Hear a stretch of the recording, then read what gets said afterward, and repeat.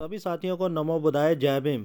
साथियों, आप जानते ही हैं कि सांची स्तूप जो कि मध्य प्रदेश में पड़ते हैं और संसार भर में ये बौद्ध विरासत के तौर पर जाने जाते हैं। हालांकि मैं सांची स्तूपों की पहले भी यात्रा कर चुका हूं, लेकिन इस यात्रा को लेके हम काफ़ी उत्साहित थे क्योंकि हमें मालूम पड़ा था कि जो महामानव तथागत बुद्ध के दो प्रमुख शिष्य हुए हैं, पूजनीय सारीपुत जी और पूजनीय महामोगलयान जी, उनके पवित्र अस्थि अवशेष यहीं सांची में चैत्यगिरी विहार में सुरक्षित रखे गए हैं और जिन्हें हर साल के नवंबर महीने के अंतिम शनिवार व रविवार को बौद्ध उपासकों के दर्शनों के लिए सार्वजनिक तौर पर बाहर निकाला जाता है। क्योंकि साल 2023 की 25 व 26 नवंबर को इन अस्थि अवशेषों को पब्लिक के दर्शनों के लिए सार्वजनिक किया जाना था, इसलिए उन अस्थि अवशेषों के दर्शनों के लिए हमें भी काफ़ी जिज्ञासा थी।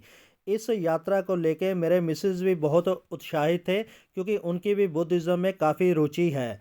हमने अपनी यात्रा जलंधर से 24 नवंबर को आरंभ की। हालांकि जलंधर से विदिशा के लिए हमारी ट्रेन की रिजर्वेशन थी, लेकिन किसान आंदोलन के कारण दिल्ली तक सभी ट्रेनें रद्द कर दी गई थी, जिस वजह से हम जलंधर से पहले लुधियाना और लुधियाना से बाई बस लेके हम दिल्ली पहुंचे और दिल्ली में जिस ट्रेन से हमारी रिजर्वेशन थी आगे, उस ट्रेन से होते हुए हम 25 नवंबर को सुबह विदिशा पहुंच गए थे। विदिशा में जाकर हमने सबसे पहले एक होटल में अपनी बुकिंग की। वहां पे नहा धो के फ्रेश होने के बाद हम विदिशा के डिस्ट्रिक्ट आर्कियोलॉजिकल म्यूज़ियम में पहुंचे।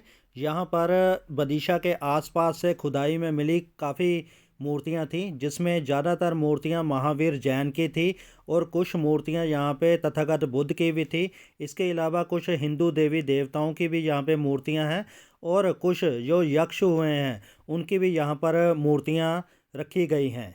हमने देखा कि कुछ मूर्तियाँ जो है वो म्यूज़ियम के अंदर रखी गई हैं, लेकिन ज़्यादातर जो मूर्तियाँ हैं वो म्यूज़ियम के बाहर परिसर में ही रखी गई हैं। लगभग सभी मूर्तियाँ जो हैं वो टूटी हुई हालत में हैं और ज़्यादातर मूर्तियों के नीचे कुछ भी नहीं लिखा कि ये कौन सी सदी की हैं। सिर्फ चंद मूर्तियाँ ऐसी हैं जिनके नीचे लिखा हुआ है कि ये 11वीं या 12वीं सदी की है। इसके अलावा मूर्तियों की जो कलाकृति है वो बहुत खूबसूरत है। यहाँ पर कुछ पुराने बर्तन और कुछ औजार भी मिले हैं, वो भी यहाँ पे सुरक्षित रखे हुए हैं। और इसके अलावा यहाँ पे जो सिंधु घाटी या मोहनजोदाड़ो के समय में जैसी स्टैंप होती थी, वो भी स्टैंप यहाँ पे देखने को आपको मिलेंगी। ये म्यूज़ियम विदिशा सिटी में ही स्थित है और रेलवे स्टेशन से इसकी दूरी ज़्यादा से ज़्यादा 10 या 15 मिनट की होगी। हालांकि ये म्यूज़ियम काफ़ी खस्ता हालत में था। यहाँ पर दीवारों पे सिलन आम ही देखने को मिली, लेकिन इसके बावजूद भी ये जो म्यूज़ियम था देखने में काफ़ी अच्छा लगा। हमने यहाँ पर तकरीबन दोपहर के 12 बजे से लेके दोपहर 1:15 बजे तक का समय बिताया और इसके बाद हम रवाना हुए बीजा मंडल के लिए। बीजा मंडल विदिशा सिटी से तकरीबन 10-15 मिनट की दूरी पर स्थित है और कहा जाता है कि इसका जो निर्माण है 11वीं शताब्दी में परमार शासकों द्वारा करवाया गया था और 1682 ईस्वी में इसे औरंगजेब ने खंडित कर दिया था और इसके ऊपर एक मस्जिद का निर्माण कर दिया था। फिलहाल यहाँ पे ना तो कोई मंदिर है और ना ही कोई मस्जिद है।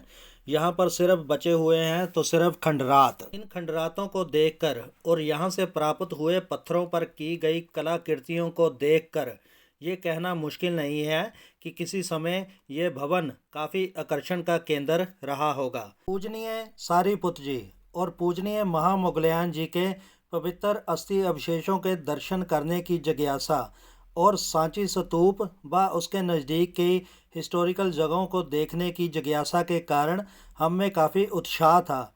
इसलिए हमने हर जगह को बहुत अच्छी तरह से देखा और हर माहौल को बहुत अच्छी तरह से एंजॉय किया। ये जो भवन है काफ़ी दूर तक फैला हुआ है और इसके ऊपर चढ़ के जाने के लिए लगभग 15-20 सीढ़ियों का इस्तेमाल करना पड़ता है। पास ही में एक कुएं का निर्माण भी किया गया था, वहाँ पर भी हमें कुछ कलाकृतियाँ देखने को मिली। इसके खंडरात में से जो सामान प्राप्त हुआ था उसको सुरक्षित रखने के लिए यहाँ पर एक म्यूज़ियम का निर्माण भी किया गया है। आप इस म्यूज़ियम में वो कलाकृतियाँ जो जहाँ पे पड़ी हुई हैं उसको भी देख सकते हैं। ये सभी कलाकृतियाँ यहीं बीजा मंडल से या इसके आसपास के इलाके से प्राप्त हुई हैं। यहाँ से कुछ शिलालेख भी प्राप्त हुए हैं, लेकिन वो इस स्थिति में नहीं है कि उनको अच्छी तरह से पढ़ा जा सके। यहाँ से लगभग 15-20 किलोमीटर की दूरी पर सांची पड़ता है। सांची में स्तूपों का निर्माण 3री शताब्दी ईसा पूर्व से लेके 12वीं शताब्दी तक बताया जाता है और ये बीजा मंडल में भवन का निर्माण 11वीं शताब्दी में बताया जा रहा है। संभव है कि ये भी किसी समय कोई बुद्धिज़्म का केंद्र रहा हो और उसके ऊपर बाद में कोई मंदिर का निर्माण कर दिया गया हो। हमने यहाँ पर दोपहर के 1:30 से लेके 2:15 तक का समय बिताया और उसके बाद हम आगे देखने के लिए निकल गए खाम बाबा।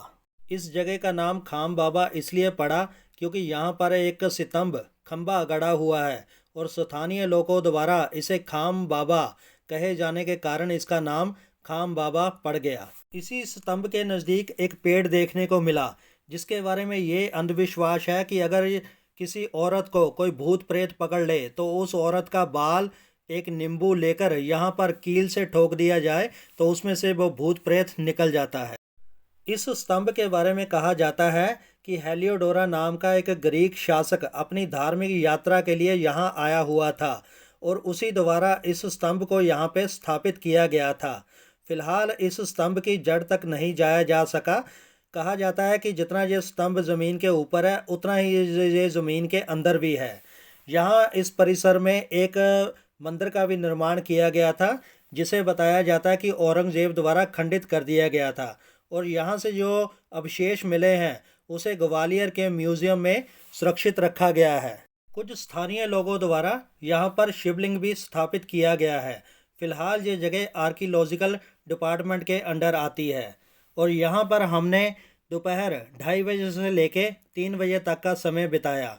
इसके बाद हम आगे निकल पड़े उदयगिरी की गुफाओं की तरफ। उदयगिरी में छोटी छोटी कई गुफाएं हैं जो कि एक पहाड़ी को चीरकर बनाई गई हैं और कुछ पहाड़ी के ऊपर भी स्थित है। कहा जाता है कि इनमें ज़्यादातर जो गुफाएं हैं वो महावीर जैन से संबंधित है और कुछ गुफाएं जो हैं हिंदू देवी देवताओं से संबंधित है। इन गुफाओं का निर्माण 5वीं सदी में हुआ बताया जाता है। कुछ गुफाओं के अंदर मूर्तियों की कलाकृति भी दर्शाई गई है। गुफा नंबर 13 के बाहर ये लिखा मिलता है कि ये मूर्ति भगवान विष्णु की है जो शेषनाग के ऊपर लेटे हुए दिखाई दे रहे हैं। हम सभी जानते हैं कि तथागत बुद्ध की महापरिनिर्वाण मुद्रा में जो लेटे हुए मूर्ति है उसी की तर्ज पर बाद में विष्णु की मूर्ति का निर्माण किया गया। हमने यहाँ पर दोपहर 3 बजे से लेके 4 बजे तक का समय बिताया। इसके बाद हम निकल पड़े सीधे सांची की तरफ। शाम को लगभग 5 बजे के करीब जब हम सांची में चैत्यगिरी विहार के पास पहुँचे तो हमने एक गाड़ी के पास एक अलग वेशभूषा में कुछ नौजवानों को बैंड बाजा बजाते हुए देखा। हमारे बाद में पूछने पर पता चला कि इनकी पूरी टीम श्रीलंका से महाबोधि सोसाइटी के निमंत्रण पर यहाँ पर आई हुई है। देखते ही देखते गाड़ी में से एक एक करके 2 भंते जी बाहर निकले। उनके हाथों में कुछ ना कुछ विशेष जरूर था, ऐसा हमें अनुभव हुआ क्योंकि वहाँ पर खड़े लोग सभी ये दृश्य देखने के लिए रुके हुए थे। दोनों भंते जी के ऊपर बड़ी बड़ी छतरियाँ झूल रही थी और जो बैंड बाजे वाले थे वो उनके आगे आगे बैंड बाजा बजाते हुए चल रहे थे। पहले हमें महसूस हुआ कि शायद भंते जी के हाथों में पूजनीय सारीपुत्र जी और पूजनीय महामोगलयान जी के पवित्र अस्थि अवशेष हैं, लेकिन बाद में हमें पता चला कि पूजनीय सारीपुत्र जी और पूजनीय महामोगलयान जी के पवित्र अस्थि अवशेष तो चैत्यगिरी विहार में जनता के दर्शनों के लिए सुरक्षित रखे हुए हैं और भंते जी के हाथों में वह सामग्री है जिसे पूजनीय सारीपुत्र जी और पूजनीय महामोगलयान जी के पवित्र अस्थि अवशेषों की वंदना के लिए इस्तेमाल किया जाना था। याद रहे कि मिस्टर मैसी और सर अलेक्जेंडर कनिंगम ने जब पूजनीक सारीपुत्र जी और पूजनीक महामोगलयान जी के पवित्र अस्थि अवशेषों को सांची के स्तूपों से खोजा था तो वह इन्हें निजी पुरस्कार के तौर पर इंग्लैंड लेकर चले गए थे और बाद में मिस्टर मैसी के परिवार ने विक्टोरिया और एल्बर्ट म्यूज़ियम को ये पवित्र अस्थि अवशेष बेच दिए थे, जहां ये लंबे समय तक पड़े रहे और अंत में महाबोधि सोसाइटी के नेतृत्व में श्रीलंका, इंग्लैंड और भारत के बौद्धों ने ये मांग की कि ये पवित्र अस्थि अवशेष उन्हें वापस लौटा दिए जाए। आखिरकार पूजनीक भंते सारिपुत्र जी और पूजनिक भंते महामोगलयान जी के इन पवित्र अस्थि अवशेषों को श्रीलंका को सौंप दिया गया था, जहां उन्हें 1947 में सार्वजनिक तौर पर प्रदर्शित किया गया। ये एक ऐसा अवसर था जब श्रीलंका की पूरी आबादी इन पवित्र अस्थि अवशेषों को देखने के लिए उमड़ पड़ी। पूजनिक भंते सारिपुत्र जी और पूजनिक भंते महामोगलयान जी के इन पवित्र अस्थि अवशेषों को सांची में पुनर्स्थापित करने के लिए सांची स्तूप के निकट एक विशाल बुद्ध विहार का निर्माण किया गया, जिसे चैत्यगिरी विहार के नाम से जाना जाता है। 25 तारीख को हमने यहाँ काफ़ी समय बिताया। 26 तारीख की सुबह हम तैयार होके सांची रेलवे स्टेशन के बिल्कुल पास महाबोधि सोसाइटी द्वारा स्थापित गेस्ट हाउस में पहुँचे। इस गेस्ट हाउस में हमने सैकड़ों बौद्ध भिक्षुओं को भोजन करते हुए देखा। ये guest house Sanchi railway station से सिर्फ 5-7 मिनट की दूरी पर स्थित है। आप पैदल चल के यहाँ पे 5-7 मिनट में पहुँच सकते हैं। महाबोधि सोसाइटी द्वारा बनाया गया ये गेस्ट हाउस काफ़ी अच्छा है। सांची स्तूपों की यात्रा करने के लिए आने वाले बौद्ध उपासकों के ठहरने के लिए यहाँ काफ़ी अच्छा प्रबंध है। आपको यहाँ रुकने के लिए बहुत कम कीमत पर कमरे भी उपलब्ध हो जाते हैं। इस गेस्ट हाउस में महाबोधि सोसाइटी के संस्थापक प्रसिद्ध बौद्ध भिक्षु अनागरिक धम्मपाल जी की प्रतिमा भी स्थापित है। हर साल के नवंबर महीने के अंतिम शनिवार व रविवार को होने वाले इस महा उत्सव के लिए इसी गेस्ट हाउस से एक चेतना मार्च आरंभ होता है। ये चेतना मार्च अंतिम रविवार को सुबह यहाँ से शुरू होता हुआ सीधा चैत्यगिरी विहार में जाके समाप्त होता है। चैत्यगिरी विहार में जो पूजनिक भंते सारिपुत्र जी और पूजनिक भंते महामोगलयान जी के पवित्र अस्थि अवशेष पब्लिक के दर्शनों के लिए रखे हुए हैं, उनकी वंदना के लिए जो सामग्री है वो इसी चेतना मार्च द्वारा इसी गेस्ट हाउस से लेकर जाई जाती है। हमने इस चेतना मार्च के आरंभ में सैकड़ों बौद्ध भिक्षुओं को देखा और उनके पीछे वो टीम देखी जो श्रीलंका से विशेष तौर पर इस महा उत्सव के लिए आई हुई थी और जो श्रीलंकन वेशभूषा में श्रीलंकन बैंड बाजा बजा रही थी। और उनके पीछे महाबोधि सोसाइटी के कुछ कार्यकर्ता चल रहे थे जो अपने हाथों में पवित्र अस्थि अवशेषों की वंदना के लिए सामग्री लिए हुए चल रहे थे। और उनके पीछे एक झांकी के तौर पर चल रही कार के ऊपर तथागत बुद्ध की बहुत ही खूबसूरत प्रतिमा स्थापित की गई थी, जो इस चेतना मार्च के उद्देश्य को सार्थक बना रही थी।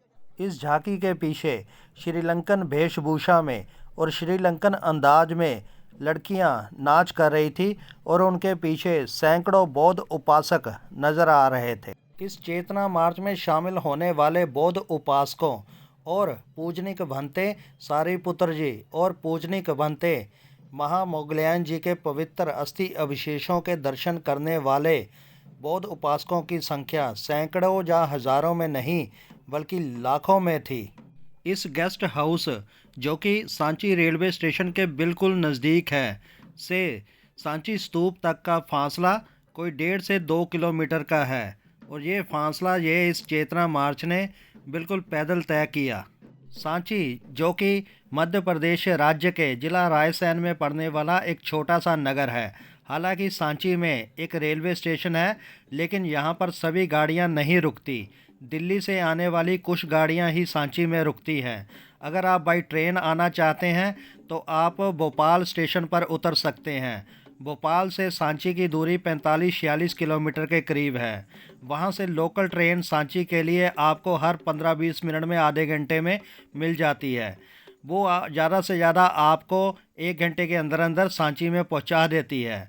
अगर आप बाई रोड भी आना चाहते हैं भोपाल से तब भी आ सकते हैं, लेकिन उसके लिए आपको 1.5 घंटे के करीब समय लग सकता है। या फिर आप ट्रेन करवा सकते हैं बदीशा के लिए। बदीशा जो है ये सांची से सिर्फ 10 किलोमीटर के करीब है। वहाँ से आपको आने के लिए ज़्यादा से ज़्यादा 20-25 मिनट का समय लगता है सांची के लिए।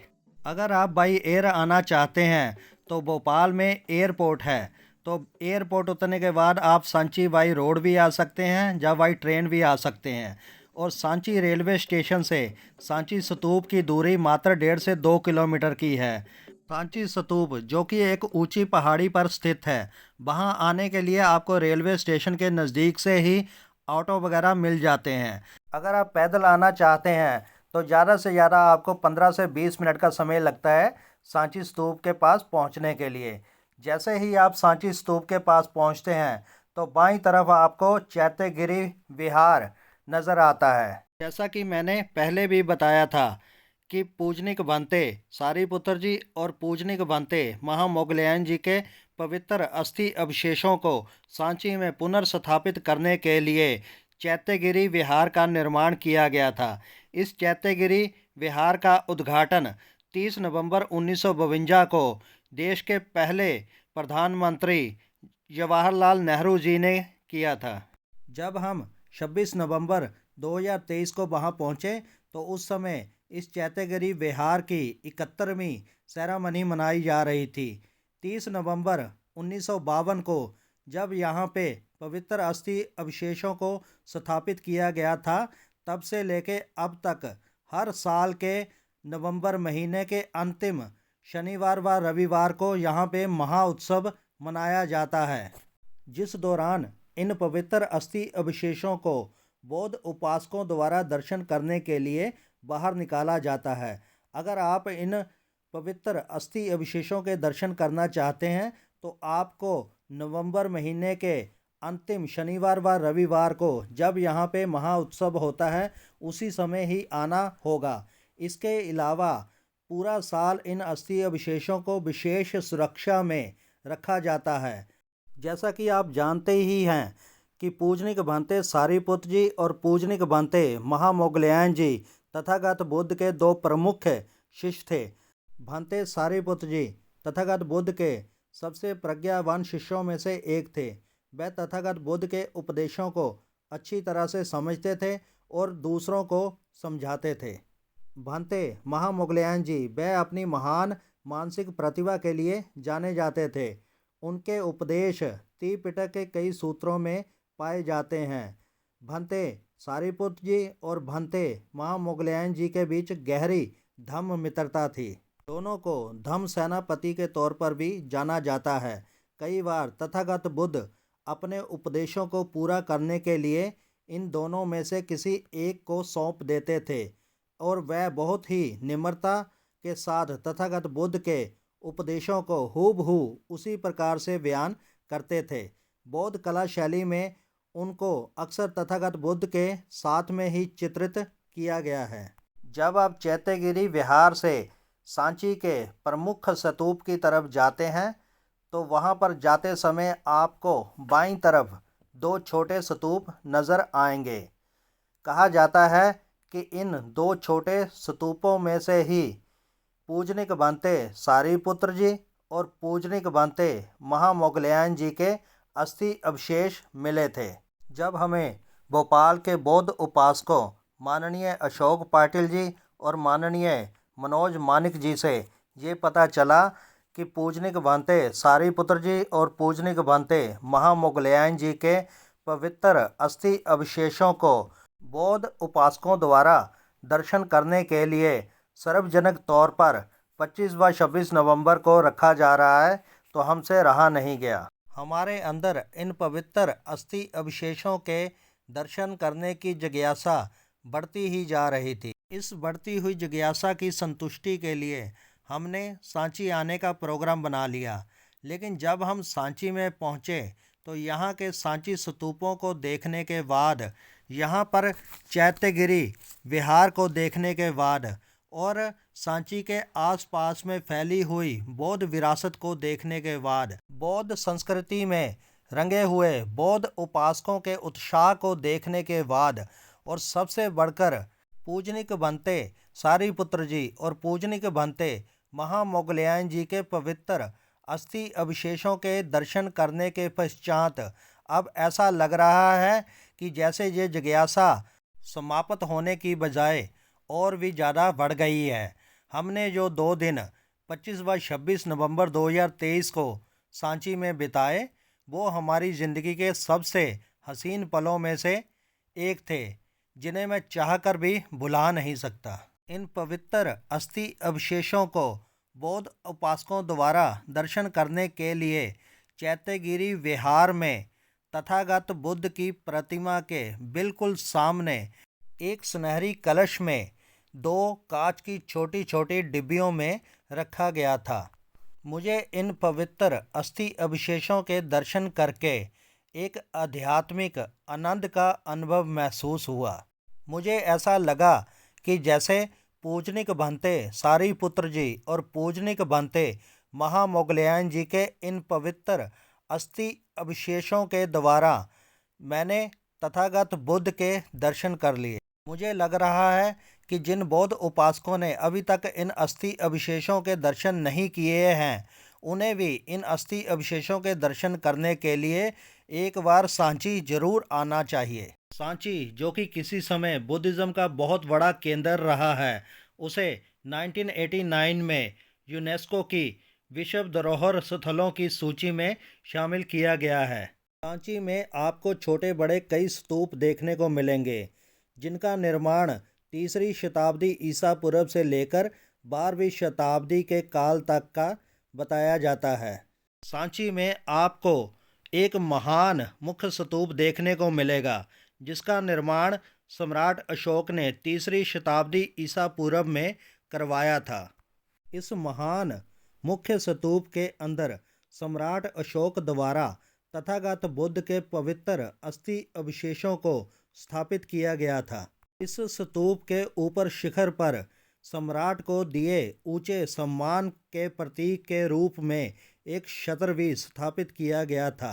इस स्तूप के चारों तरफ प्रमुख 4 गेट भी निर्माण किए गए हैं, जिन पर अंकित कलाकृतियाँ तथागत बुद्ध की जीवन शैली और उनकी दिनचर्या को दर्शाती हैं। इन निकाशियों में कहीं भी तथागत बुद्ध को मानव आकृति में नहीं दिखाया गया, बल्कि कहीं घोड़ा जिस पर बैठकर वह अपने पिता के घर का त्याग करके गए थे, कहीं उनके पदचिन्ह, कहीं बोधि वृक्ष जिसके नीचे बैठकर उन्हें बौद्ध तप प्राप्त हुआ था को दर्शाया गया है। इन कलाकृतियों में आपको यूनानी कला का भी प्रदर्शन देखने को मिलेगा। इसी महान मुख्य स्तूप के नज़दीक आपको एक बौद्ध मठ के अवशेष भी देखने को मिलेंगे, जो ये दर्शाते हैं कि किसी समय ये सांची बुद्धिज़्म का बहुत बड़ा केंद्र रहा है। भारतीय इतिहास और संस्कृति में सांची स्तूप के स्थान का अंदाज़ा इस बात से भी लगाया जा सकता है कि रिज़र्व बैंक ऑफ इंडिया ने साल 2017 में सांची स्तूप के फ़ोटो वाला 200 रुपये का नोट भी जारी किया था। हालांकि ये सांची का मेरा दूसरा दौरा था। मैं इसके बाद भी एक बार और सांची जा चुका हूँ, लेकिन इस सब के बावजूद भी मुझे ऐसा लग रहा है कि जैसे सांची में मुझे दोबारा जाना चाहिए। ना कि मुझे, बल्कि हमारे बौद्ध अनुयायियों को, अम्बेडकरी साथियों को भी सांची जरूर जाना चाहिए। और ख़ास तौर पर जिन्होंने अभी तक सांची को देखा नहीं है, उनको तो विशेष तौर पर सांची जरूर जाना चाहिए, क्योंकि जब तक वो सांची जाएंगे नहीं, अपनी बौद्ध विरासत को देखेंगे नहीं, अपनी बौद्ध विरासत को महसूस नहीं करेंगे, तो वो कैसे जान पाएंगे कि हमारी बौद्ध विरासत कितनी खुशहाल थी, कितनी समृद्ध थी और कितनी विशाल थी, कितनी प्राचीन थी। बाबा साहब डॉक्टर अंबेडकर कहते हैं कि जो लोग अपना इतिहास नहीं जानते, वह अपना इतिहास बना नहीं सकते। अपना इतिहास बनाने के लिए, जातिवाद से ऊपर उठने के लिए, अंधविश्वास को त्यागने के लिए, ब्राह्मणवाद से मुक्ति के लिए हमें अपनी बौद्ध विरासत के साथ जुड़ना चाहिए। मैं दावे के साथ कह सकता हूँ कि सांची की खूबसूरती को देखकर, यहाँ के वातावरण को महसूस करके और विशेषकर सांची स्तूपों को देखकर और यहाँ पर अंकित की गई कलाकृतियों को देखकर, सांची के खंडरात को देखकर आप प्रभावित हुए बिना नहीं रह सकते। कितनी प्राचीन, खुशहाल और विशाल थी हमारी बौद्ध विरासत, जिन्हें ब्राह्मणवादियों और मुस्लिम हमलावरों ने जमी दोष कर दिया था। लेकिन सच्चाई भी क्या किसी के दबाने से कभी दबी है? आज भारत में कहीं पर भी खुदाई करके देख लीजिए, आपको बौद्ध भवन, बौद्ध विहार, बौद्ध विरासत, बौद्ध संस्कृति वहाँ से निकलती हुई नजर आएगी। फिलहाल सांची स्तूपों को देखने और विशेषकर पूजनीय भंते सारिपुत्र जी और पूजनीय भंते महामुगलयन जी के पवित्र अस्थि अवशेषों के दर्शन करने की जो हमारी जालंधर से यात्रा आरंभ हुई थी, वह पूर्ण तौर पर सफल रही। हमने इस यात्रा का भरपूर आनंद उठाया। 25 व 26 नवंबर 2 दिन सांची में बिताने के पश्चात हम 27 तारीख को बदीशा रेलवे स्टेशन से ट्रेन के द्वारा जालंधर के लिए रवाना हुए। उम्मीद है आप भी सांची जाने का प्रोग्राम जरूर बनाएंगे। इसी के साथ नमो बुद्धाय, जय भीम।